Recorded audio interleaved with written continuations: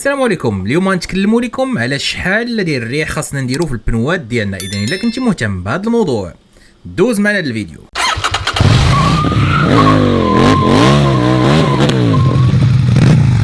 اذا يلا على بركه الله نبداو في الشرح ديالنا اليوم اللي غنتكلموا فيه على شحال الضغط ديال الريح او شحال من بار ديال الريح خاصنا نديرو في الرويد ديالنا. راه قلبت ولقيت بزاف ديال القيل والقال وكل واحد تيلغي بلغاه، ولكن انا جيت اليوم باش نحط لكم معلومات اللي هي علميه ونحط لكم الحقيقه باش تعرفوا ان شاء الله شحال فعلا خاصو يدار في البنوات ديالنا ديال الصانيه. هاد المعلومات اللي عندي راه عندي على الصانيه، ولكن هاد القواعد اللي غنعطيكم راه يمكن لكم تطبقوها على اي نوع من انواع البنوات اللي كاينين، لا ديال المواطر الكبار لا ديال الطوموبيلات. اذا يلا نبداو. كما كتشوفوا معنا هنا في هاد الصوره هذه ديال الرويده ديال الخلف ديال الصانيه او ديال الموطوري، لان انا عندي صانيه كاين فيها بزاف ديال المعلومات اللي هي ما كنفهموهاش وبزاف ديال الكلمات اللي ما كنفهموهاش، بحال كي بي اي، بحال بي اس اي، بحال ال بي اس، وبزاف ديال الحوايج اللي كتشوف ما كتفهمش. بالنسبه للبنو ديال الصانيه ديال الكيندا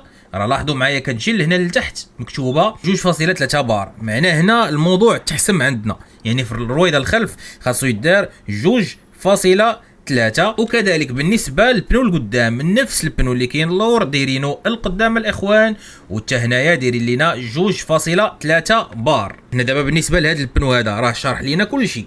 دابا كاينين بزاف ديال البنوات اللي كتجي تشوف ما دايرينش فيهم شحال من بار خاصك دير في البنو، لذا غادي تشوفوا معايا الان هنا كاينين واحد المعلومات اللي كاينين في جميع انواع ديال الرويد او ديال البنوات اللي غنركزوا عليهم هما هاد الجوج هادو اللي هو الكي بي اي والبي اس اي. عقلوا الكي بي اي والبي اس اي هنا داير لينا 225 كي بي اي، اما هنا داير لينا 33 بي اس اي. غادي ندوزو نتعرفوا على هاد الكلمات شنو كتعني، وكذلك نعرفوا كيفاش اننا نحسبوها الا ما كانش عندنا البار، نعرفوا غير بواحده من هاد الجوج اللي عندنا شحال من بار خاصنا نديرو في الرويده. نبداو بالكي بي اي، وعقلوا معايا كاينه 225 كي بي اي. واخا الا مشينا درنا واحد البحث خفيف في الانترنت دزنا الويكيبيديا كتلاحظوا معايا هنايا درنا الكي بي اي، حط لينا هنا هاد الجداول اللي كاينين هنايا. بعدا اول حاجه خصنا نعرفوا شنو هو الكي بي اي اللي هو كيلو باسكال.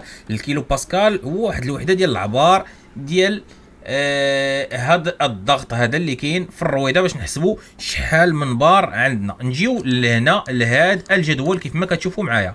عندك اسيدي واحد كي بي اي شي كيساوي 0.01 بار. اذا هنا غنجيو دابا نعبروا غنشوفوا حنا عارفين بلي الرويده فيها 2.3. غنجيبوا دابا الاله الحاسبه كيف ما كتشوفوا معايا هنا. حنا معروف ان في البنو ديالنا في 225 كي بي اي، وهنا شحال البار؟ هنا واحد كي بي اي كيساوي 0.01 بار. راه العمليه الحسابيه بسيطه. شنو هي؟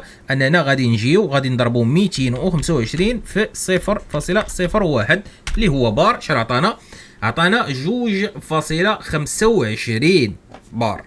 يعني عندنا هنايا 2.25، يعني بينها وبين 3 شي حاجه قليله. دابا نرجعوا للصوره ديالنا كيف ما كتشوفوا هنا الكي بي اي عطانا 2.25 بار. هنا نجيو للبي اس اي عندنا 33 بي اس اي. اجي نبحثوا على البي اس اي حتى هو ونتعرفوا عليه ونديروا العمليه الحسابيه ديالو باش نعرفوا شحال يخرج لينا. عندنا اليونيتي ديال البي اس اي. شنو هو البي اس اي بعدا في الاصل؟ هي بوند فورس بير سكوير انش. الا درنا لها الترجمه شنو هي؟ قوه الرطل لكل بوصه مربع. الان غادي نحاولوا اننا بهذاك الرقم اللي عندنا في البنو نعرفوا شحال من بار عندنا. نجيو لهنايا واحد بي اس اي شحال كيساوي من بار؟ كيساوي 0.069. نديروا واحد العمليه حسابيه. حنا عندنا 33 بي اس اي غادي نضربوها في 0.069. شحال عطاتنا؟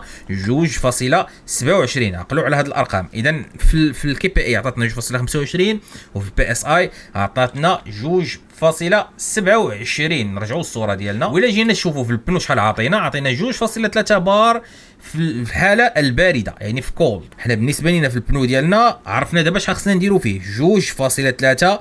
ما خصناش نفوتوها خصوصا للقدام.